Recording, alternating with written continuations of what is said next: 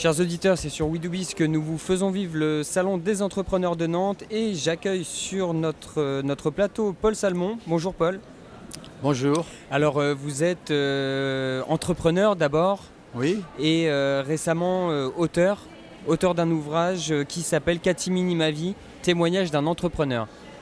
Oui, exact. Alors qu'est-ce que vous pouvez nous dire sur cet ouvrage ? Cet ouvrage amène à la vie ou raconte 35 ans, si vous voulez, d'une vie d'entreprise. Catimini a démarré en 1972. Le projet, la vision, c'était de créer une société de vêtements d'enfants pour des produits indémodables, mondialisables, créatifs. Et en très peu d'années, la société a exporté. Elle a distribué au travers d'un réseau de franchises et de succursales ses produits. Et elle s'est mondialisée en étant présente dans une trentaine de pays au monde. Et cette société a fait une très belle évolution, oui, parce que créative, parce que internationale, et puis aussi avec un état d'esprit très jeune, très créatif à la fois au niveau des produits, mais en même temps dans la mentalité, dans le management, quoi.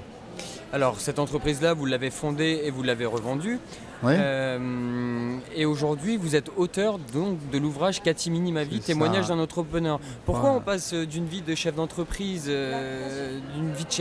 tout simplement, oui, à l'écriture d'un ouvrage ? Parce que souvent on m'a demandé comme ça, puisque je fais pas mal d'interventions auprès des jeunes, dans les écoles, à l'ESCA hier par exemple à Angers. Mais comment ça s'est passé, Catimini? Comment vous avez fait pour mondialiser la marque? La marque a une bonne notoriété. Donc j'explique, je fais vivre. Et puis en même temps, dans la troisième partie du livre, j'essaye de donner aux jeunes l'envie de croquer la pomme, de foncer, de créer leur boîte, de ne pas avoir peur. Parce que depuis 2003, j'ai rencontré à peu près 200 futurs entrepreneurs. Et alors, qu'est-ce qui ressort de ces rencontres-là ? Il ressort que je pense qu'ils ont quelque chose en eux qui ne mérite qu'à foncer, qu'à exister. Seulement, c'est le monde qui est contre. C'est l'éducation, c'est le formatage. Ils ont peur, terriblement peur. Donc j'essaye de leur dire, écoutez, allez sur des chemins différents, ne restez pas en France, partez, voyagez, croyez en vous, faites des stages. Allez un peu pousser les wagonnets au fond de la mine, bosser, ouais. Parce que ça ne viendra pas comme ça. Arrachez-vous, n'ayez pas peur d'aller au Chili, n'ayez pas peur d'aller même, si vous n'avez rien à faire, partez aux Indes ou partez en Australie. Il y a besoin de menuisiers, même d'aller dans des jobs d'artisanat. Il n'y a pas que le management et l'entrepreneuriat au sens noble. Et je leur dis ça, voilà. Il y a du business. Il y a du business dans tous les pays du monde.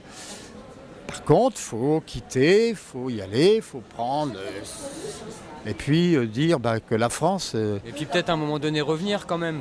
Revenir après, oui, parce qu'on est quand même tous des patriotes, il ne faut pas être apatride, mais qui prennent conscience que la France, c'est 1/100 de la population mondiale. Il y en a quand même 99. C'est bien d'aller visiter le monde oui, et voilà, de faire grandir, que ce soit la France, tout à fait, vivre une vie d'entrepreneur, voilà, dirons-nous. Merci beaucoup Paul Salmon. Je rappelle que vous êtes fondateur de l'entreprise Catimini et oui, auteur de l'ouvrage Catimini ma vie, témoignage d'un entrepreneur. C'est ça, et le livre peut se commander en librairie ou bien chez l'éditeur Lapart, L'APART.